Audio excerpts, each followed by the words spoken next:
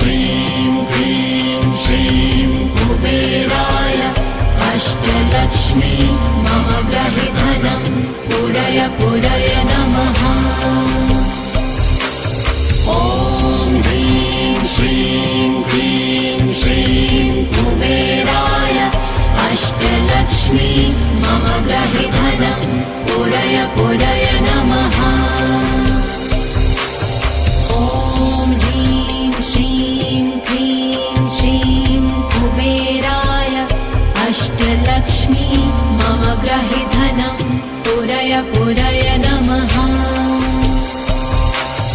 ॐ ह्रीं श्रीं क्लीं श्रीं कुबेराय अष्टलक्ष्मी मम गृहे धनं पूरय पूरय नमः।